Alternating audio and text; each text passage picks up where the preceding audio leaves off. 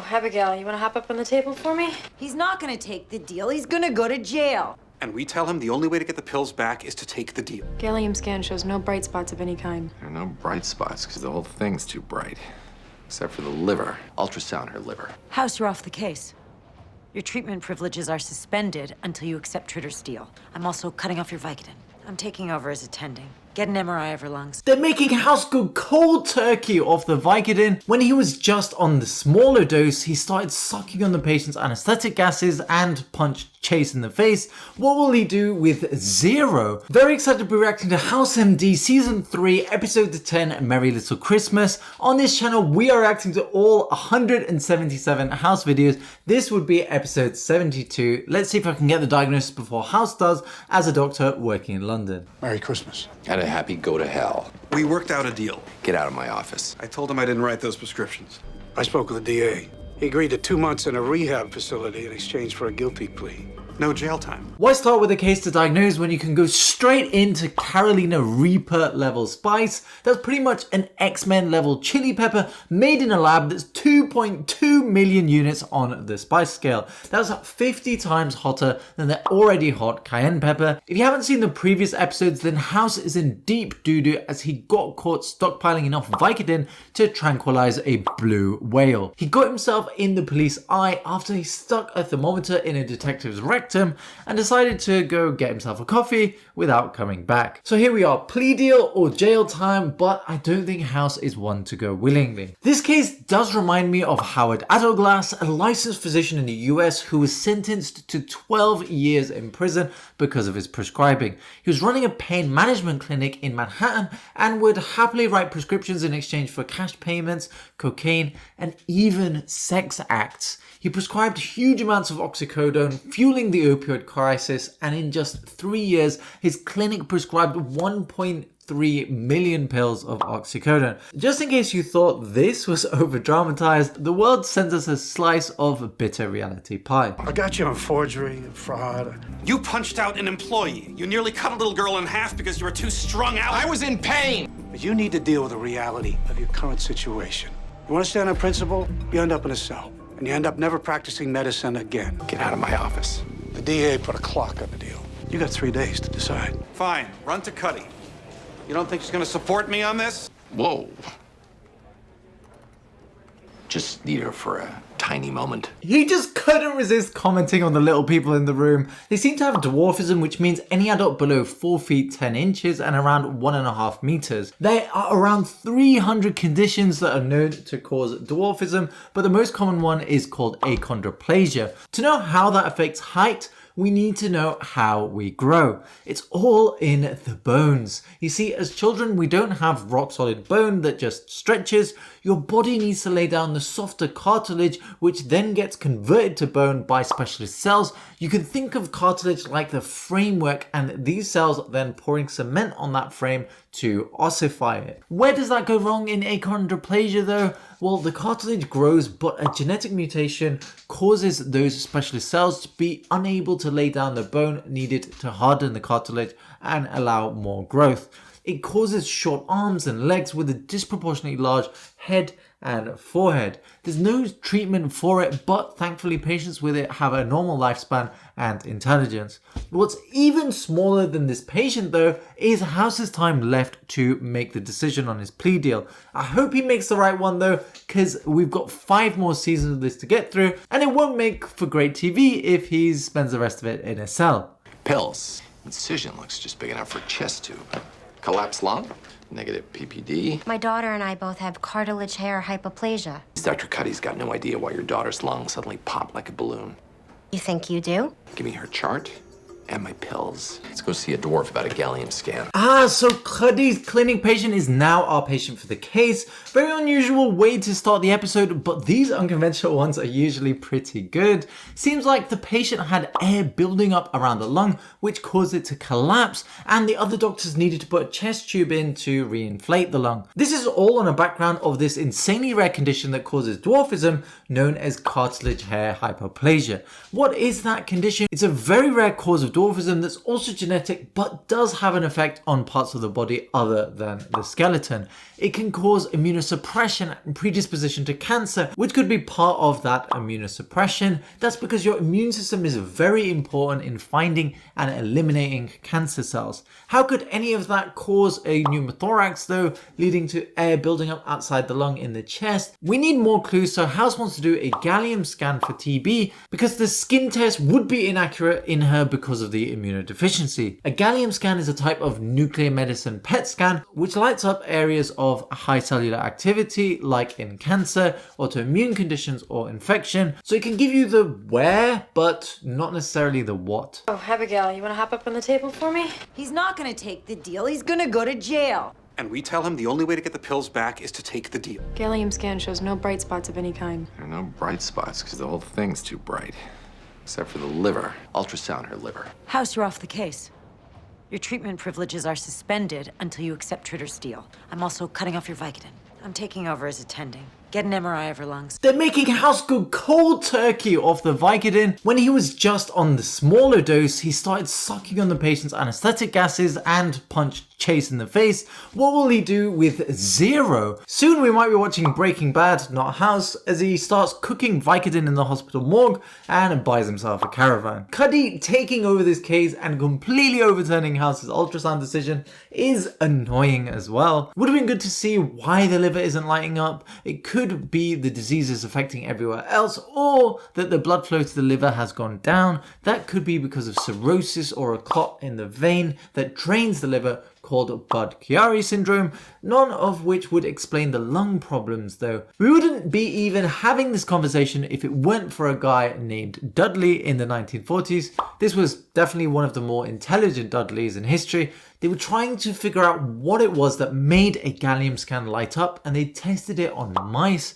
To do that, they actually had to fracture some of the mouse bones, realizing then that it was bone that was growing or healing from fractures that caused gallium to build up on the scans. Cruel, but necessary. You're gonna come begging me to save this girl long before I come begging you for pills. My masses. It's not lung cancer. Yo, you okay? Endoscopy confirmed the vomiting was caused by variceal bleeding. We have another clue, liver failure. So what can cause these symptoms of pneumothorax and liver failure? Inflammatory could be sarcoidosis or vasculitis. Good genetic cause could be alpha-1 antitrypsin deficiency. That's going to be my first diagnostic guess. Neoplastic, which is cancer, could include Langerhans cell histiocytosis. That would match the underlying condition as well, since it causes susceptibility to cancers. So I'll go with that for my second diagnostic guess. Infection could still be TB, but unlikely. Toxins could be an inhalation injury of corrosive chemicals like sulfuric acid, but that's too brutal for a Christmas episode. Yes, I'm basing my diagnostic choices on the level of Christmas spirit. I don't care if it doesn't make any sense. Speaking of Christmas, it could also be a Christmas disease, which is a type of bleeding disorder caused by a deficiency of clotting factors. I'm not using my last diagnostic guess on that though, no matter how ironic it would be. Could be hepatitis, Budd-Chiari. Or drugs and alcohol. I'll do a liver biopsy to confirm. And I'll search the patient's home for drugs and alcohol. Liver biopsy was negative for cirrhosis, but it shows sclerosing cholangitis. One theory, one drawer. Forget the liver and focus on the pancreas. Sorry.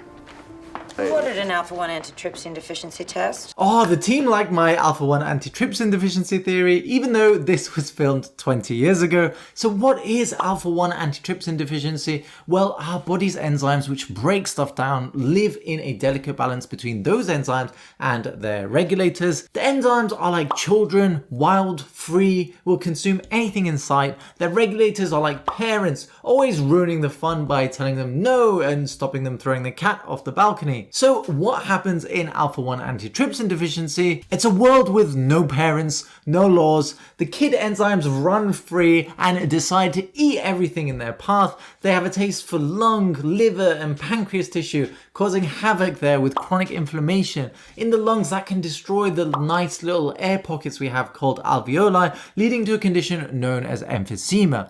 That not only worsens gas exchange by reducing the surface area where the blood can be in contact with the air, but it also makes those big pockets formed, which are prone to bursting. And if they burst, then air enters the chest, causing a pneumothorax. That's exactly what House said this patient had at the start. We can test for this condition in the blood, and if she has it, then treatment is by replacing the regulatory protein using the blood of donors. That sounds ominous. Don't worry, no need to draw any pentagrams just yet. Question for you smart people. Alpha-1 antitrypsin deficiency is one cause of COPD, but what is the most common cause? Answers down below. Your test was negative. Do an ERCP to check the liver for bile duct cancer. Ow. Unfortunately, that pain and lack of bruising is typical of a zygomatic break. Vicodin's your best bet with sleep issues. Unfortunately, our policy forbids prescribing opiates to new patients. That tube is going all the way down to my liver. You haven't given her the sedative.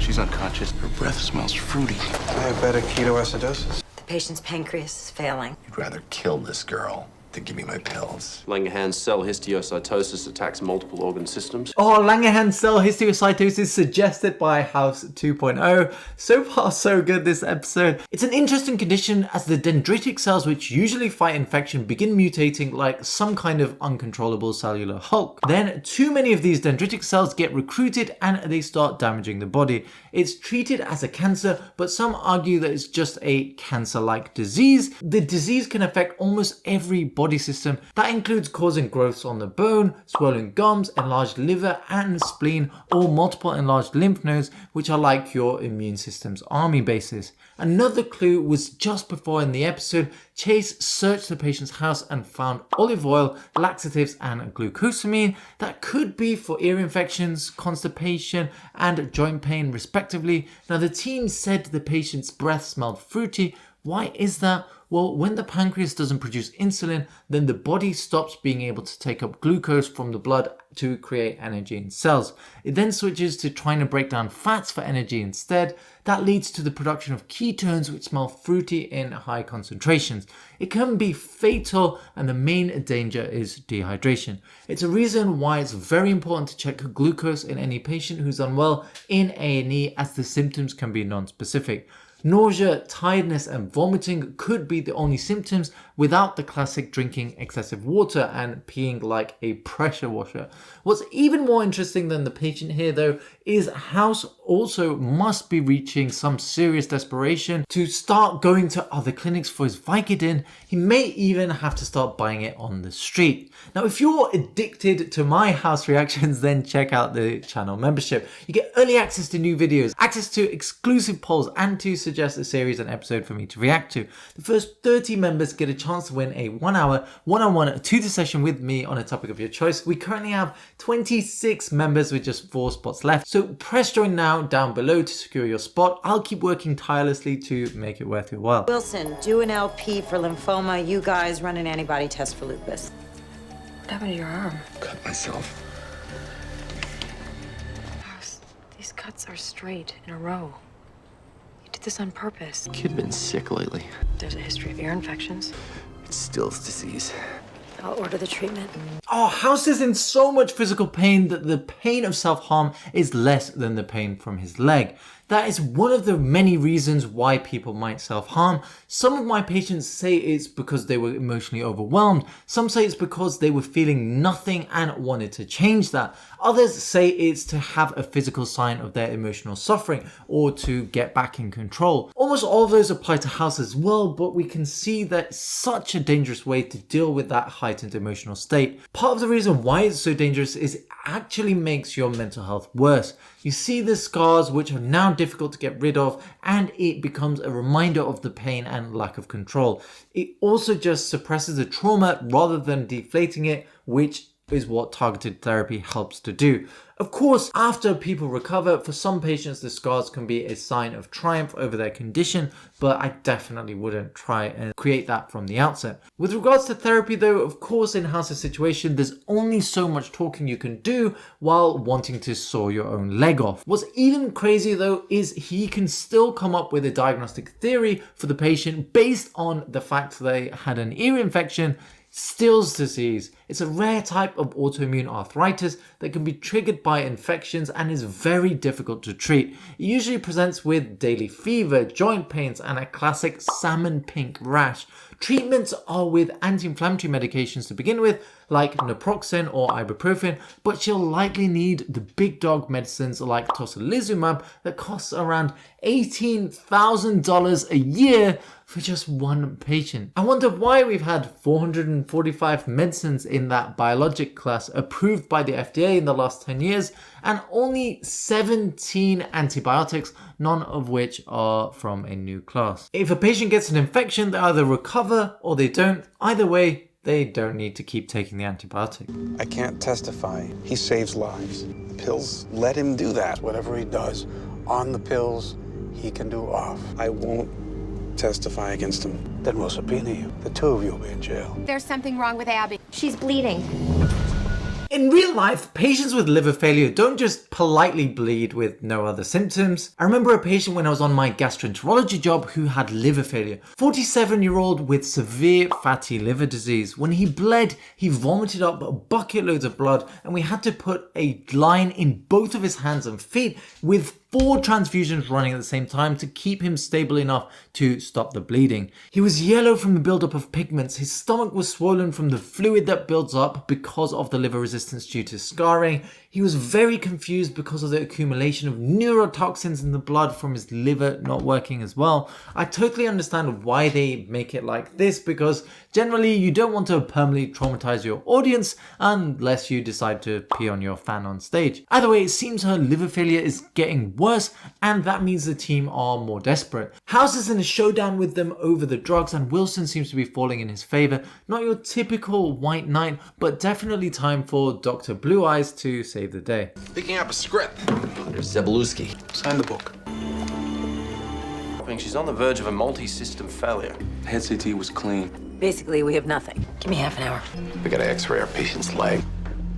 Her leg looks fine. So how does a dwarf have completely normal growth plates? House is the Aladdin of medicine, stealing for the greater good. That makes Cuddy the Sultan, Chase is the genie, and Wilson the flying cancer-killing carpet. Who needs 3 wishes though when you can have 3 diagnostic guesses? We also have a very interesting new clue, normal growth plates. Remember before when I said there were around 300 types of dwarfism? Well, only some of them have that feature. It means that the structure of the bones themselves is intact, so the problem must be with something outside the bones. A major factor here could then be growth hormone. How is that the case? Well, any gym bro will tell you that you need growth hormone to make serious gains, but it does way more than that. It also helps to break down fats, although in the long term can cause insulin resistance and diabetes. So if this patient had a deficiency of growth hormone, which is produced in the pituitary gland of the brain, that would actually help prevent diabetes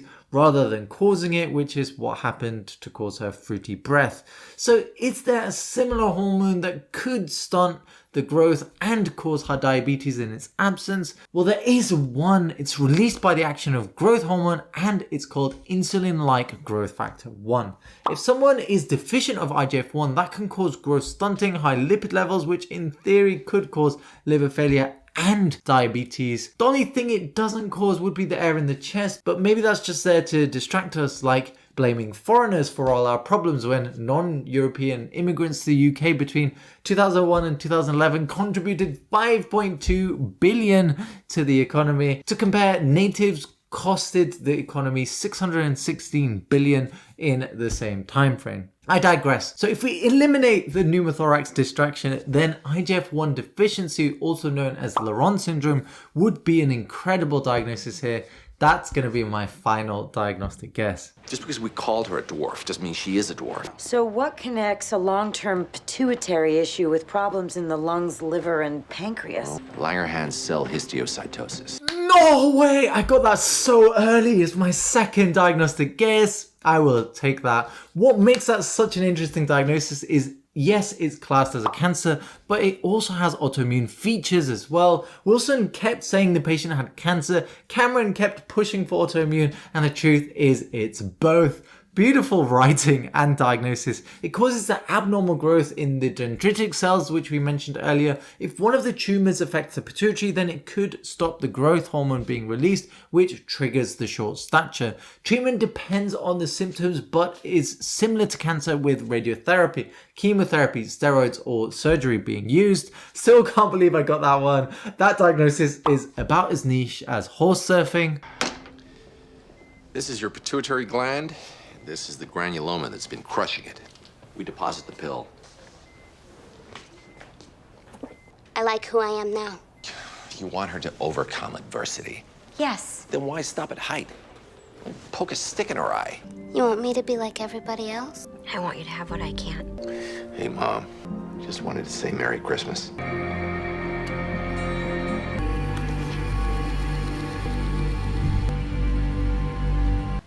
Ready to take the deal. Let's off the table. Seems some patient of Wilson's, named Zabaluski, managed to pick up his oxy prescription after he died. Oh, I thought this arc couldn't get more intense, but every time House comes even the slightest bit closer to redemption, Tritter smacks him on the face with a slimy fish. Very much looking forward to seeing what happens next, but this is one of the better episodes in the series. 7 out of 10 entertainment, 7 out of 10 accuracy, 9.5 out of 10 diagnosis. This episode doesn't make full sense though unless you watch the previous one here where the team looks for House 2.0.